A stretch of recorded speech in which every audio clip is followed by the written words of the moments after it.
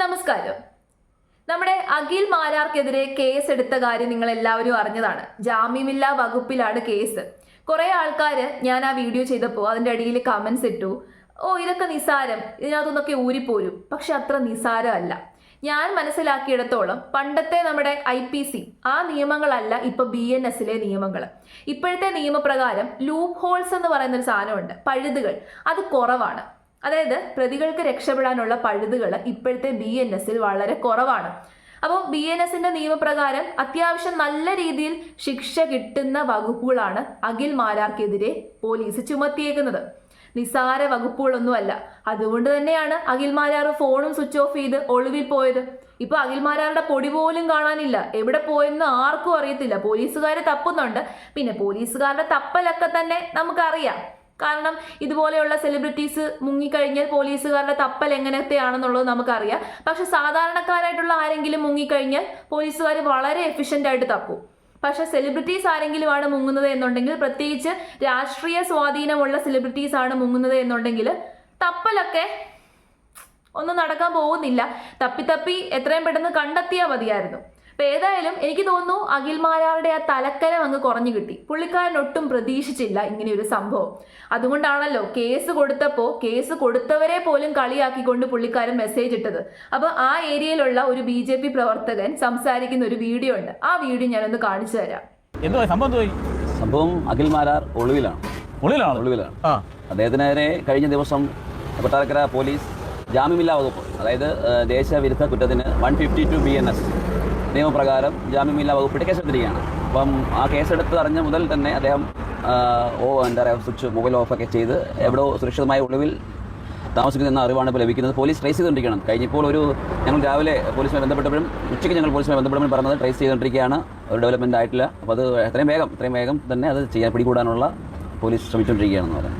എന്ത് കാര്യത്തിലാണ് നിലവാരം കുറഞ്ഞ ഒരു പബ്ലിസിറ്റി അദ്ദേഹം ആഗ്രഹിക്കുന്നുണ്ടെങ്കിൽ അത് വേറെ എന്തൊക്കെ വഴികളുണ്ട്? സ്വന്തം രാജ്യത്തെ തള്ളി പറഞ്ഞുകൊണ്ട് അദ്ദേഹം കണ്ട മാതിരി പറയാം. അദ്ദേഹത്തിന്റെ കയ്യിൽ ക്ലിയർ എവിഡൻസ് അദ്ദേഹത്തിന്റെ കയ്യിൽ ഉണ്ടെന്ന രീതിയിൽ അദ്ദേഹം ആധികാരികമായിട്ട് പറയുന്നത്, സംശയം പോലും അല്ല പറയുന്നത്. നിരവധി തവണ ഫോണിൽ കൂടെ വിളിക്കുകയുണ്ടായി. ആ സമയത്ത് നമ്മുടെ സംഘടന മീറ്റിംഗ് സമയത്ത് എടുക്കാൻ സാധിച്ചില്ല, അല്ലെങ്കിൽ എടുക്കണം തീരുമാനിച്ചു. ഇനി ഞാൻ നമ്മൾ മാധ്യമങ്ങളോട് പ്രതികരിച്ച ശേഷം അതിനെയൊക്കെ കളിയാക്കുന്ന തരത്തിൽ ചിരിപ്പിച്ച് കൊല്ലാതെ നമ്മളെന്തോ വിഡ്ഢിത്തരം പറഞ്ഞ് ജനങ്ങളെ ചിരിപ്പിക്കില്ല, അയാളെയൊക്കെ ചിരിപ്പിച്ച് ഇത് ഒരു വലിയൊരു രാജ്യദ്രോഹ കുറ്റം ചെയ്തിട്ടിരിക്കുന്ന ഒരു മനുഷ്യനാണ് പറയുന്നത്. എന്നെ കളിയാക്കാൻ വരുന്നത്.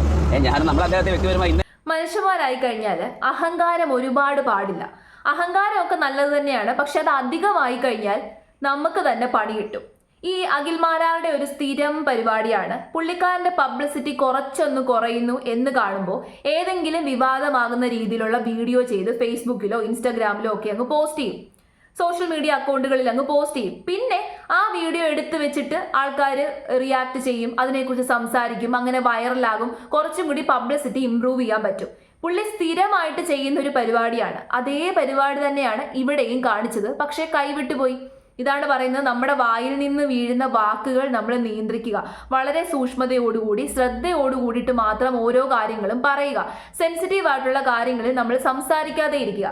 നമുക്ക് എക്സൈറ്റ്മെന്റ് കൊണ്ട് നമ്മുടെ കൈവിട്ട് പോകും എന്നുള്ള സിറ്റുവേഷനിൽ നമ്മൾ സംസാരിക്കാതെ ഇരിക്കുക. പ്രത്യേകിച്ച് അഖിൽ മാരാറെ പോലെയുള്ളൊരു പബ്ലിക് ഫിഗർ അതാണ് ചെയ്യേണ്ടത്. പക്ഷേ അയാൾ അങ്ങനെയല്ല കാണിച്ചത്. എക്സൈറ്റ്മെന്റിൽ അനാവശ്യമായിട്ടുള്ള കാര്യങ്ങൾ വായിൽ നിന്ന് വന്നു. ഓൾറെഡി തന്നെ നമ്മുടെ മുഖ്യമന്ത്രിയെ കുറിച്ചിട്ട് സംസാരിച്ചിട്ട് ആള് ഒരു ബ്ലാക്ക് ലിസ്റ്റിലാണ്. അതിന്റെ കൂടെ പ്രധാനമന്ത്രിയെ കുറിച്ച് സംസാരിച്ചു.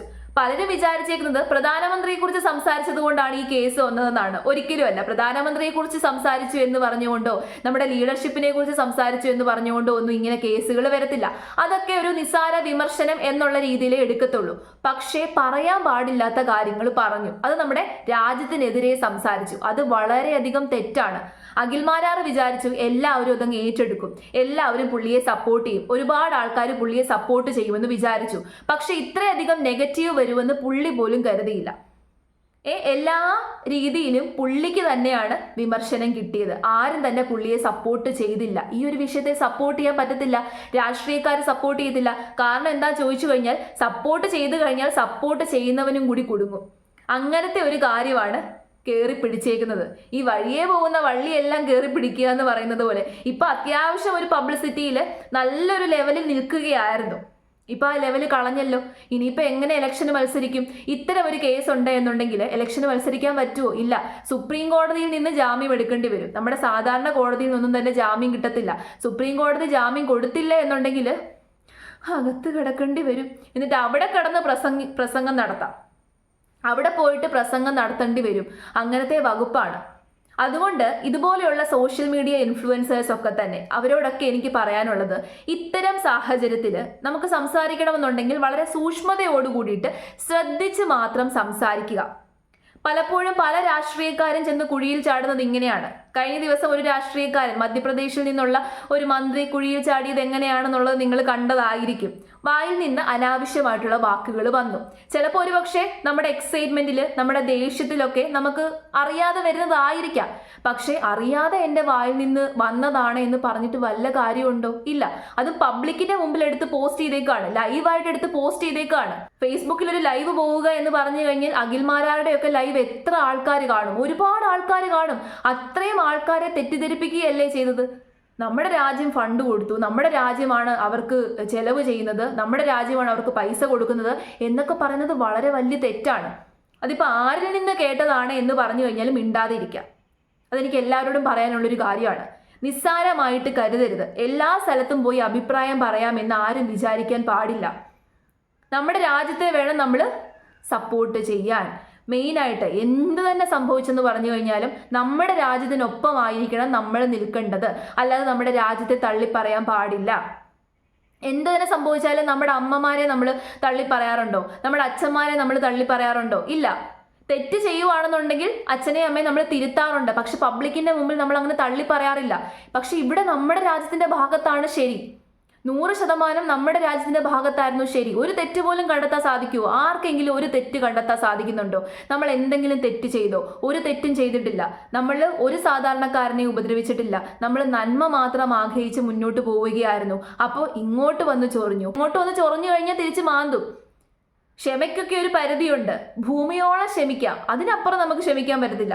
നമ്മൾ ഭൂമിയോളം ക്ഷമിച്ചു, ഭൂമിയോളം താഴ്ന്നു കൊടുത്തു, പിന്നെയും വന്ന് ഇങ്ങോട്ട് വന്ന് കിടന്ന് ചൊറിയാൻ നിന്ന് കഴിഞ്ഞാൽ നമുക്ക് തിരിച്ചടിക്കേണ്ടി വരും. അത് മാത്രമാണ് ഈ സാഹചര്യത്തിൽ നമ്മുടെ രാജ്യം ചെയ്തത്.